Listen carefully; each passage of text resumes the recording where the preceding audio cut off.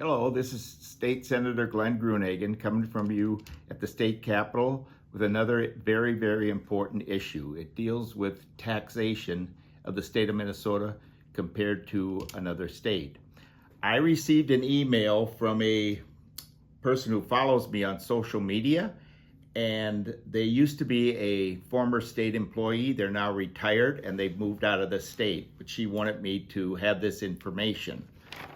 So I'll read it. She says, I was a state of Minnesota employee for almost 23 years.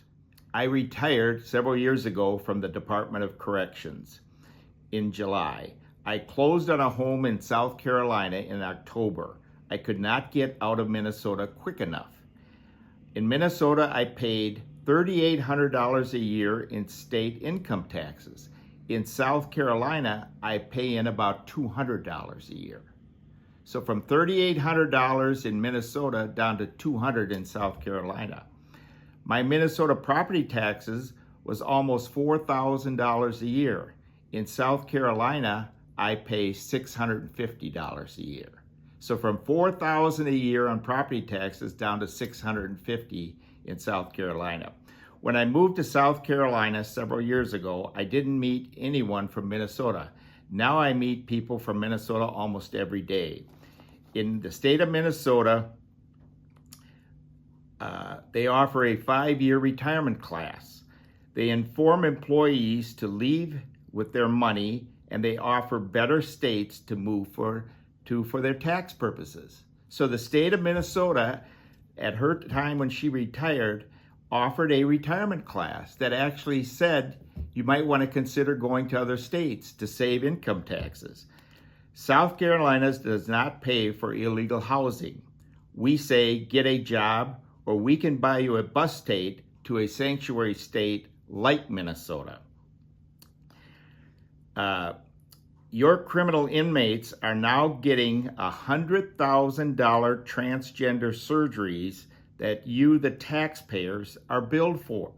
Yes, this happens. Again, she's a retired state employee from the Department of Corrections. Male offenders are even given laser hair removal, and you, the taxpayer, are paying for this service. 2 paid officers escort these criminal offenders in handcuffs to doctors for these services. Minnesota is crazy out of control. Again, this is a former state employee who has left the state of Minnesota. In a previous email update, I shared an IRS report where they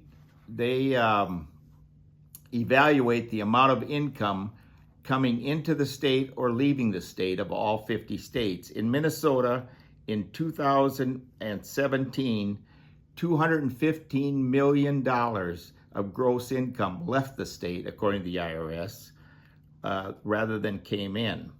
In 2022, after the DFL and Governor Walz raised state spending by 40%, we had $2.19 billion of gross income leave the state rather than come in, according to the IRS report. So Minnesota is on a very poor path of driving out the successful and drawing in the dependent.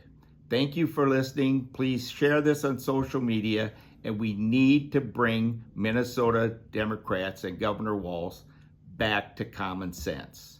Thank you. God bless you.